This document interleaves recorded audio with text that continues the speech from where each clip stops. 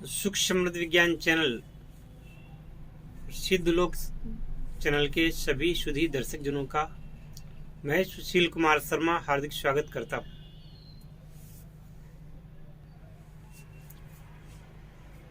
प्रिय साधकों इसलिए कहता हूँ कि चाहे आप किसी भी प्रकार की साधना करें, भले ही आप किसी देवता की साधना करें, किसी देवी की साधना करें, किसी अप्सरा की साधना करें, किसी यक्ष की साधना करें, किसी यक्षिणी की साधना करें, किसी गंधर्व की साधना करें, त्रिदेवों की साधना करें या माता जगदम्बा और उनके अवतारों की साधना करें,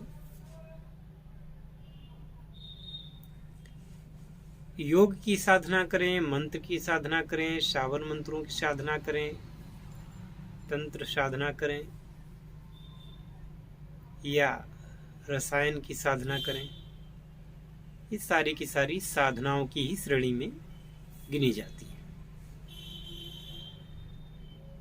तो अपने शुद्धि दर्शकों को मैं बताना चाहूँगा कि 14 जनवरी और 15 जनवरी 2022 मकर संक्रांति के शुभ अवसर पर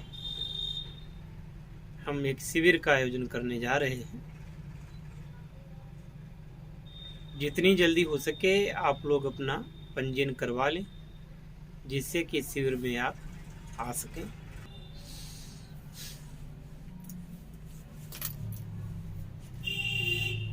इस शिविर में ध्यान से संबंधित विशिष्ट योग और आपकी आवश्यकता के अनुसार जो भी आप साधना चाहते हैं, जो भी उचित उसकी विधि है, उसकी पूरी सामग्री है, उसकी व्यवस्था हमें करनी है, इसलिए आपका पंजीकरण आवश्यक है।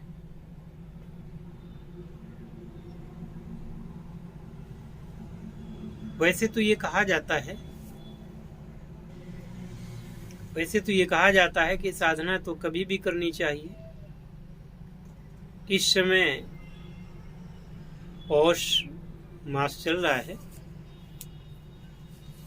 और इस पौष मास में भगवान विष्णु से संबंधित, भले ही वो फिर नरसिंह अवतार की साधना हो, भले ही वो श्री राम जी के अवतार की साधना हो, भले ही वो श्री कृष्ण के अवतार की साधना हो, परशुराम के अवतार की साधना हो, या दशावतारों में जो भी अवतार हैं उनकी साधना हो या साधना ना भी कर सकें तो उनका संकीर्तन, उनकी कथा का पठन पाठन एवं श्रवण ये अच्छा माना जाता है। भगवान कहते हैं कि मासों में उत्तम पुरुषोत्तम मास मुझे अति प्रिय है।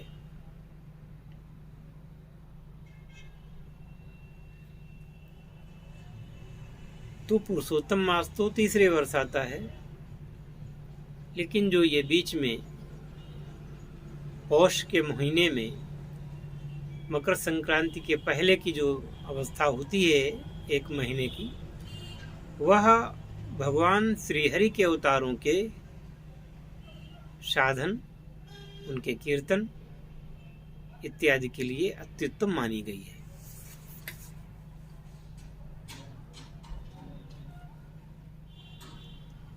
इस महीने में कहते हैं कि अगर श्रीमद् भागवत और श्रीमद् भगवत गीता दोनों में से किसी एक का या किसी दोनों का यदि आप दान भी करते हैं, किसी को उचित पात्र को यदि दान भी करते हैं, तो भी ये काफी आपके लिए महत्वपूर्ण होता है। आपको बताते चले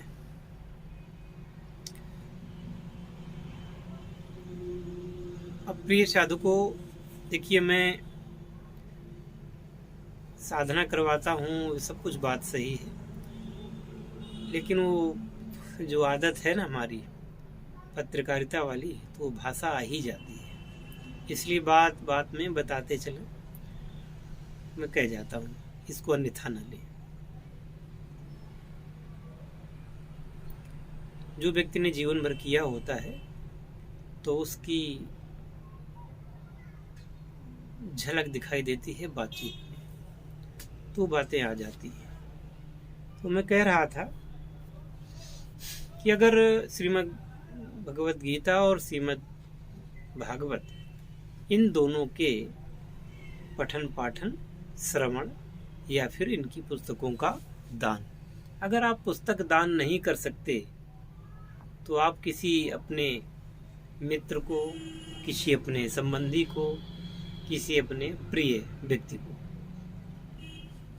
इनकी एक एक अगर श्लोक भी भावार्थ सहित अगर आप इस महीने में अपने मित्रों को भेज देते हैं, व्हाट्सएप पर भेज देते हैं, फेसबुक पर भेज देते हैं, इंस्टाग्राम पर भेज देते हैं, कहीं भी भेज देते हैं, व्हाट्सएप पर, टेलीग्राम पर, तो ये भी आपका इन गीता का दान मैं समझता हूँ हो जाएगा। देखिए ये सब चीज़ें शास्त्रों में नहीं लिखी हुई हैं जो मैं बता रहा हूँ, क्योंकि जब शास्त्र रचे गए थे उस समय इंस्टाग्राम, फेसबुक ये सब कुछ था ही नहीं। लेकिन इस ज्ञान का प्रकीर्णन कैसे हो, इस ज्ञान को आगे बढ़ाने में मदद कैसे मिले, तो आप ये काम कर सकते हैं। ये मेरी अपनी बात है आपसे जो मैंने कह दी, क्योंकि मैं ये जानता हूं कि आप अगर कोई किताब भी पढ़ते हैं, आज कोई ग्रंथ भी पढ़ते हैं, तो आप उसकी पीडीएफ पढ़ते हैं। पीडीएफ आपकी अपेक्षाकृत सस्ती होती है। अगर 1000 रुपए की किताब है तो उसकी पीडीएफ 200 रुपए में आपको प्राप्त हो जाती है। तो किताब खोल करके देखने की अपेक्षा पीडीएफ अगर आपके पास है तो आप पीडीएफ जल्दी देख लेंगे। तो उसी का थोड़ा सा अंश यदि आप अपने चाहने वालों को या कहें कि न चाहने वाले लोगों को भी अगर भेज देते हैं, तो वो न चाहते हुए भी अगर भगवान के वचनों को पढ़ लेते हैं या देख लेते हैं तो भी उनका कल्याण होना है। तो मनुष्य को ऐसा करना चाहिए कि उसके कार्य केवल उन लोगों के लिए नहीं होने चाहिए जो उसे प्रेम करते हैं, उनके कार्य उन लोगों के लिए भी होने चाहिए जो उनको नहीं चाहते। देखिए सरकार है, सरकार अपने विरोधियों को कोई देश से तो नहीं निकाल देती, सरकार भी अपने विरोधियों को उनका पालन करती है। जब कोई योजना लागू होती है तो उसका लाभ सभी को समान रूप से मिलता है, चाहे वो उनके पार्टी के हों, चाहे वो विपक्ष के हों, कहीं के भी हों। इसी प्रकार से आप ये समझिए, ये महानता की बात है। साधारण लोग नहीं समझ सकते कि भगवान भी उन सभी का पालन करते हैं जो उनको याद करते हैं, जो उनकी पूजा करते हैं, जो उनकी अभ्यर्थना करते हैं, और भगवान उनका भी पालन करते हैं जो उनको अपना दुश्मन समझते हैं। भगवान उनका भी पालन करते हैं जो भगवान की बुराई करते हैं। इससे भगवान की महत्ता सिद्ध हो जाती है।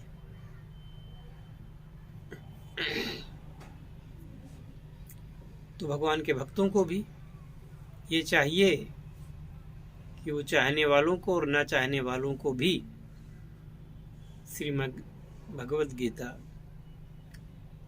का कोई श्लोक, उसका भावार्थ कभी कभी भेज दिया करे, खास तौर पर पौष के महीने में।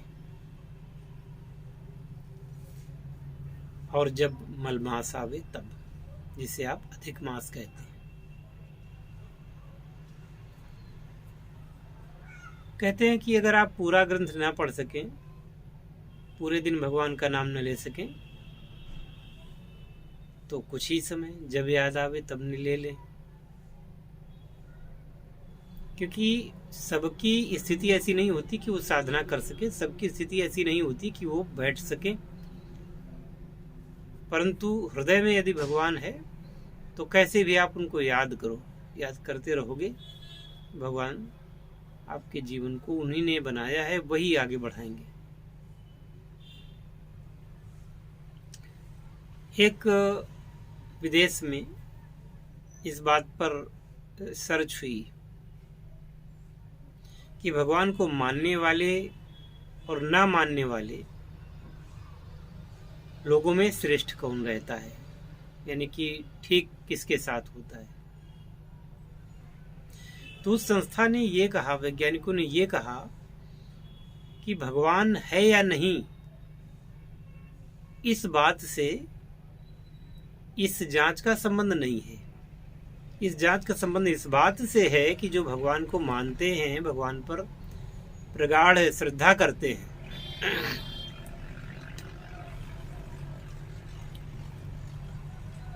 भगवान पर आशा रखते हैं, भगवान के भरोसे रहते हैं, उनकी आयु भी बढ़ जाती है, वो खुश भी ज़्यादा रहते हैं और अपने जीवन में सुखी भी ज़्यादा रहते हैं, अपेक्षाकृत उन लोगों के जो लोग भगवान की बुराई करते हैं, भगवान पर विश्वास नहीं करते हैं। वो लोगों की आयु, उनकी कार्य क्षमता कम हो जाती है और वो उतना सरवाइव नहीं कर पाते। मतलब ये कहने का कि वैज्ञानिकों ने भी ये माना कि जो आस्तिक हैं, वो चूंकि भगवान पर उनकी इतनी श्रद्धा होती है, हालांकि ऐसा नहीं कि भगवान नहीं, भगवान तो हैं, लेकिन वैज्ञानिकों की अपनी थ्योरी होती है। वो जब कोई जांच करते हैं तो फिर वो वहाँ पे श्रद्धा के वशीभूत होकर के नहीं करते, बल्कि उनका एक अपना तरीका होता है। तो इस प्रकार से कहना उचित होगा कि अगर आप आस्तिक हैं, भगवान पर भरोसा करते हैं, विश्वास करते हैं, हमारी भाषा में ये है कि भगवान आप पर कृपा करते हैं, और वैज्ञानिकों की भाषा में ये है कि अगर भगवान ना भी हों तो भी आपके जीवन में खुशियाँ आती हैं। अब आप मेरी बात को मानेंगे या फिर भगवान की बात को, मेरी बात मानेंगे या फिर उन वैज्ञानिकों की बात मानेंगे, चाहे जिसकी बात माने आप, लेकिन आपको सुख मिलेगा, आनंद मिलेगा। और मेरी तो बात यही है, मैं तो यही कहूँगा कि ये सब भगवान का ही प्रताप है। एक बात और, अगर आप भगवान पर श्रद्धा रखते हैं, श्रद्धा आपको तभी भगवान पर होगी, श्रद्धा आपको तभी होगी, आस्था तभी होगी, प्रगाढ़ता तभी होगी जब आप भगवान से प्रेम करेंगे।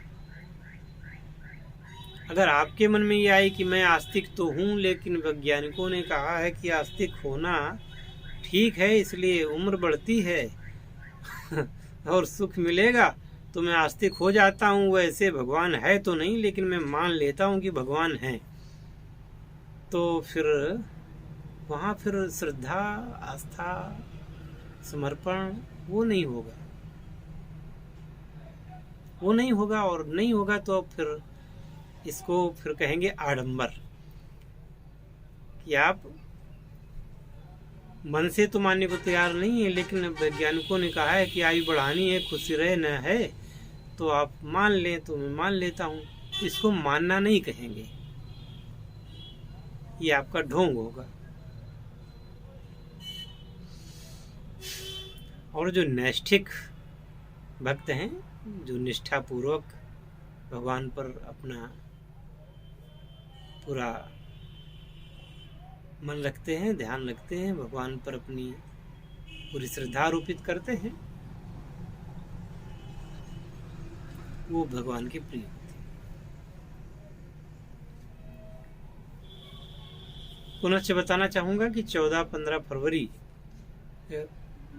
गलती हो गई, 14-15 जनवरी 2022 मकर संक्रांति के पर्व पर आप सभी लोग सादर आमंत्रित हैं और इसके लिए अपना पंजीकरण स्वयं तुरंत करवा लीजिए, जिससे कि इस शिविर में आप भाग ले सकें।